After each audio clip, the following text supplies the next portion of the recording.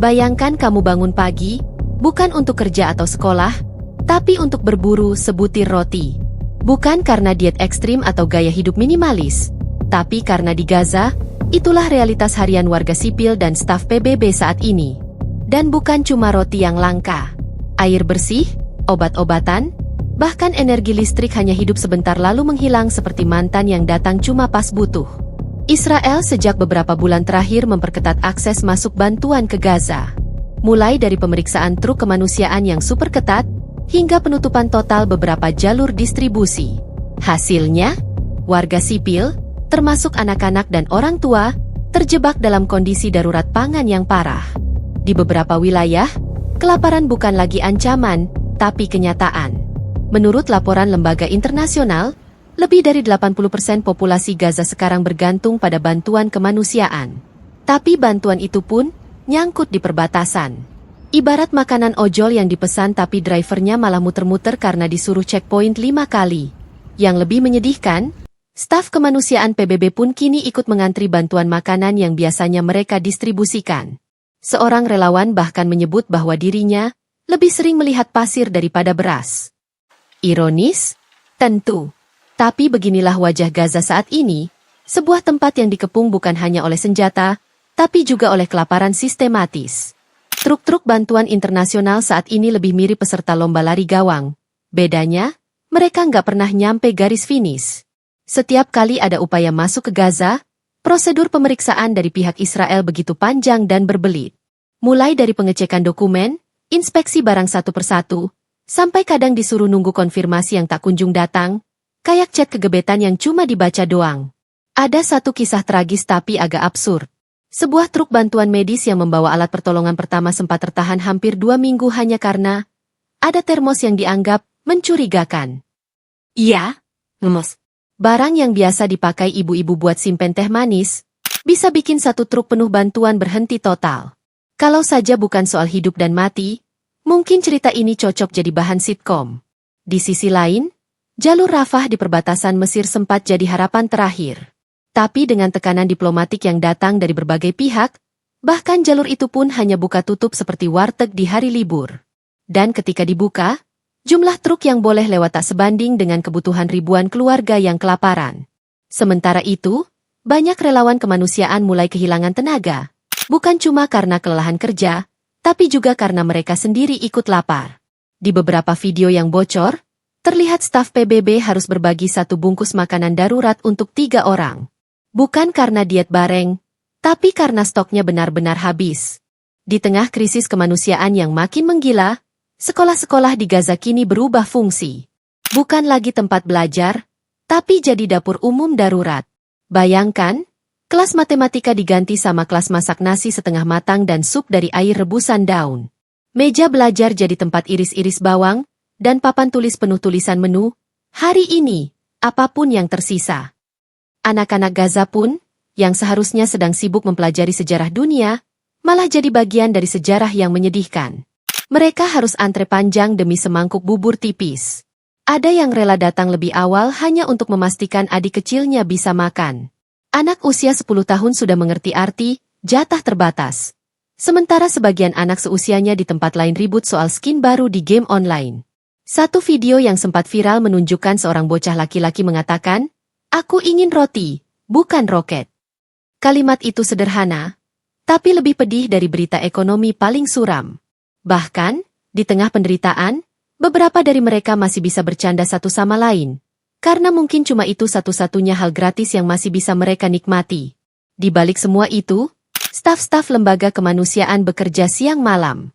Mereka harus mengatur bahan makanan yang tersisa, menjaga antrian tetap damai, dan menghindari konflik yang bisa muncul dari kelaparan ekstrim.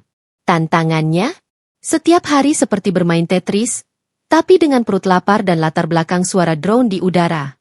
Bagi para pekerja kemanusiaan, Gaza bukan lagi zona rawan, tapi zona mustahil. Organisasi-organisasi seperti PBB, UNRWA, hingga World Food Program bekerja tanpa lelah, tapi tetap saja seperti menuang air ke ember bocor. Mereka bawa harapan dalam truk-truk bantuan, tapi ujungnya malah berakhir parkir di perbatasan, ditahan berhari-hari tanpa alasan jelas.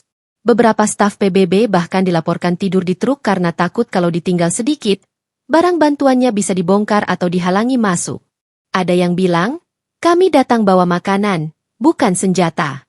Tapi tetap diperlakukan seperti ancaman. Ironisnya, justru para penyelamat yang malah dipersulit, padahal mereka bukan bagian dari konflik. Seorang relawan sempat mengunggah video singkat, kami sudah 5 hari di sini, roti buat pengungsi mulai berjamur, tapi izin masuk belum turun.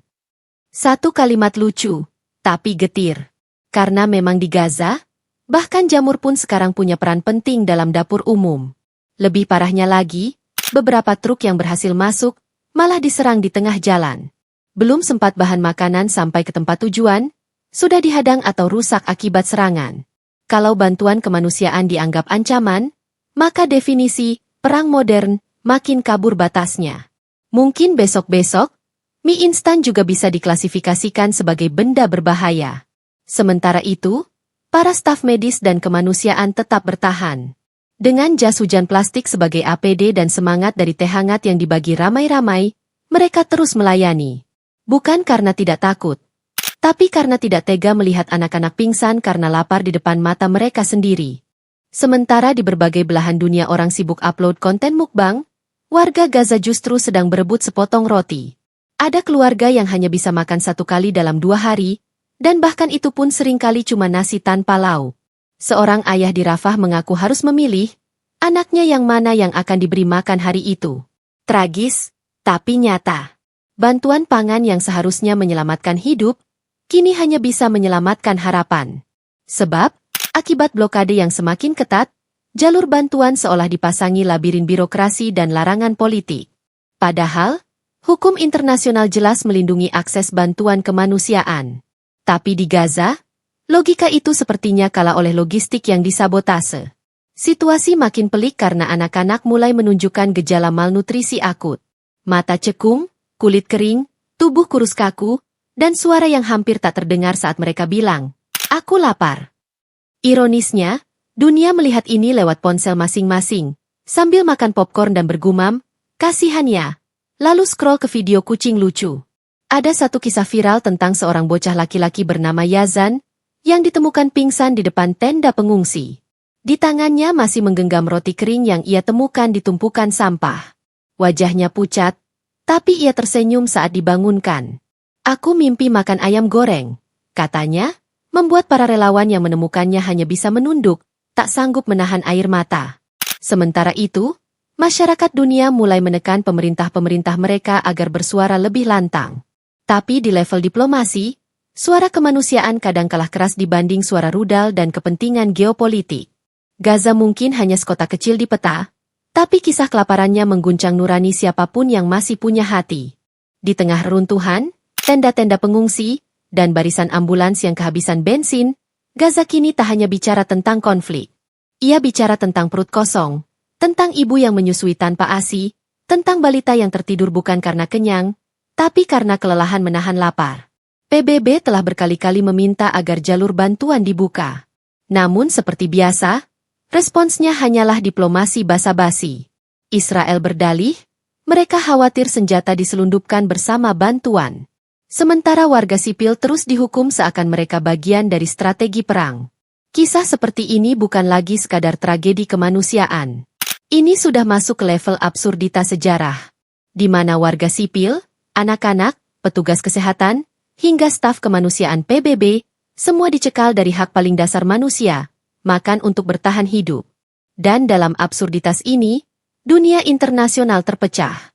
Ada yang mengecam, ada yang membela, ada juga yang sibuk bikin challenge di media sosial. Gaza pun tetap bertahan, bukan karena kuat, tapi karena mereka tak punya pilihan selain bertahan. Akhirnya, kita dipaksa mengakui bahwa dalam peperangan modern, bukan bom nuklir yang paling mematikan, tapi keputusan politik yang membiarkan orang-orang kelaparan dalam diam. Dan itu, saudara-saudara, adalah bentuk kekerasan yang paling sunyi, namun paling menyakitkan. Sementara para diplomat berdebat di ruangan ber-AC, truk-truk bantuan masih terparkir di perbatasan Rafah. Mereka tidak bisa masuk. Tidak karena mogok, bukan juga karena supirnya hilang. Tapi karena Israel tidak memberi izin. Padahal isi truk itu bukan rudal, bukan senjata. Hanya makanan, air, dan obat-obatan. Tapi tampaknya, di Gaza sekarang, roti dianggap lebih berbahaya dari peluru. Salah satu relawan Palang Merah, dengan wajah lelah dan kaos basah keringat, mengatakan, kami bisa lihat langsung. Hanya 2 kilometer dari sini, anak-anak menangis karena lapar. Tapi kami tak bisa maju. Rasanya seperti jadi kurir makanan yang ditahan di gerbang neraka. Lebih dari 1 juta warga Gaza kini mengandalkan bantuan luar negeri untuk bertahan hidup. Tapi dengan blokade total, satu-satunya hal yang mengalir deras hanyalah air mata dan berita buruk. Beberapa organisasi kemanusiaan bahkan mengaku mulai kehabisan stok. Relawan medis kini menggunakan perban bekas yang dicuci ulang. Alat suntik disterilkan dengan air hangat, karena tidak ada alkohol medis tersisa. Dan di beberapa rumah sakit darurat, dokter harus memilih siapa yang dirawat, dan siapa yang dibiarkan menunggu maut. Tapi ironisnya, di tengah tragedi ini, ada juga momen absurd yang terjadi. Seorang warga Gaza dikabarkan menulis di dinding reruntuhan rumahnya dengan arang, "Tolong, kalau tidak bisa kirim makanan, kirimkan setidaknya Wi-Fi. Biar kami bisa pesan makanan online, siapa tahu drone lebih baik dari diplomat." Sarkasme itu bukan tanpa alasan. Karena dunia seakan diam, hanya bicara dan bicara lagi, sementara yang mati terus bertambah. Di balik setiap kantong beras yang tertahan, ada satu anak yang tidur malam ini tanpa makan. Di balik setiap izin yang tak kunjung keluar, ada seorang ibu yang memandangi bayinya dengan rasa putus asa. Gaza kini bukan hanya medan perang, tapi juga laboratorium penderitaan, di mana manusia diuji bukan oleh musuh, tapi oleh kelalaian kemanusiaan itu sendiri. Israel berdalih bahwa blokade diperlukan untuk alasan keamanan. Tapi dunia bertanya, keamanan siapa? Karena yang terkurung bukan milisi bersenjata, melainkan warga sipil, anak-anak, manula, bahkan staf PBB yang bertugas membawa harapan. PBB sendiri telah mengeluarkan peringatan. Jika bantuan tidak segera masuk, maka dalam waktu dekat, Gaza bisa memasuki fase kelaparan massal, bukan sebagai akibat bencana alam, tapi karena keputusan politik. Dan dalam sejarah, mungkin inilah salah satu konflik paling aneh, di mana izin logistik menjadi lebih rumit dari perjanjian damai. Namun, meski segala akses ditutup, suara warga Gaza tetap menembus batas. Mereka menulis di media sosial, mengirim video dengan baterai terakhir di ponsel mereka, dan memohon, bukan untuk perang dihentikan, itu sudah terlalu muluk, mereka hanya ingin makan malam. Satu video viral menampilkan bocah laki-laki dengan perut kempis, memandang kamera dan berkata, "Aku tidak tahu siapa yang salah. Aku hanya ingin roti, dan agar ibu bisa tertawa lagi." Video itu lebih kuat dari misil manapun, dan lebih jujur dari konferensi pers siapapun. Ketika dunia terus memperdebatkan strategi, gencatan senjata, atau resolusi Dewan Keamanan, rakyat Gaza melakukan hal paling luar biasa dari semuanya, mereka bertahan. Di tengah reruntuhan rumah, anak-anak tetap bermain, kadang dengan ban bekas, kadang dengan batu. Di tengah antrean panjang air bersih, para ibu tetap bercanda, menyelipkan sedikit tawa untuk mengusir rasa lapar. Bahkan di pengungsian, para guru tetap mengajar, walau tanpa papan tulis atau bangku. Bayangkan, di tempat yang bahkan makanan pun susah masuk, semangat hidup bisa tumbuh. Ini bukan sekadar daya tahan, ini semacam superpower yang lahir dari penderitaan kolektif. Seorang relawan dari organisasi kemanusiaan asing pernah bilang, "Gaza mengajari saya satu hal, bahwa yang paling manusiawi dari manusia adalah ketika mereka sudah kehilangan segalanya, tapi masih berbagi." Satu porsi bubur dibagi untuk 5 orang. Satu selimut untuk 3 anak. Tapi senyum? Masih gratis? Masih hangat. Di beberapa titik, warga menggantungkan kantong plastik berisi air di tiang-tiang jalan. Bukan untuk minum, tapi agar hewan liar tak ikut kelaparan. Itu bukan tindakan charity. Itu kemanusiaan yang sudah jadi naluri. Dan ironisnya, di tengah krisis ini, rakyat Gaza tetap menyambut tamu. Bahkan jurnalis asing yang datang sering disuguhi teh dengan 2 sendok gula, meskipun stok gula cuma cukup buat 2 hari. Apa artinya?